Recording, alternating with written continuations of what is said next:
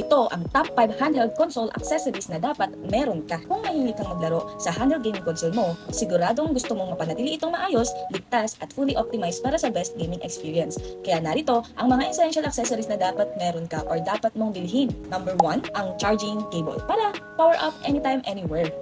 Syempre, hindi tayo makakapaglaro kung walang charging cable. Madalas namang may free cable na kasama ang handheld console, pero minsan hindi ito ganoon kahaba o matibay. Kaya mas mainam kung may extra o mas matibay na charging cable ka. Number 2, screen protector para iwas gasgas at bitak sa screen. Ang screen ng handheld console mo ang isa sa pinakamahalagang bahagi nito. Kapag nasira, mahirap palitan. Kaya siguraduhin mong may screen protector ito para protektado sa gasgas, fingerprint at accidental drops. Madalas ay may free screen protector na kasama sa pagbili ng console. Pero kung wala, mas okay nang bumili agad kaysa magsisi sa huli. Number 3, silicone protective case para extra proteksyon para sa console mo. Dahil lagi nating dala ang handheld console, hindi natin may iwasang mailapag ito kung saan-saan o mahulog ng hindi sinasadya. Para maiwasan ang gasgas, dents at minor damages, siguraduhin mong may silicone protective case ka na. Pang-apat, pouch bag para secure at organize ang gaming gear mo, diba? Dahil handheld console ang gamit mo, portable gaming ang goal nito. Pero paano kung wala kang maayos na lagayan? Baka magasgasan o masira ito kapag isiniksik lang sa bag. So ang solusyon, dapat meron kang pouch bag. May separate compartments para sa console, para sa charger at accessories. At may quality naman na water resistant at shockproof, kaya mas safe dalhin kahit saan. Perfect for travel at daily use. Lastly, number 5, extra SD card. So ito, hindi ito required, pero highly recommended ko ito. Ang extra SD card ay lifesaver. Mas okay na mag-backup ka ng storage in case na makorap ang main SD card mo.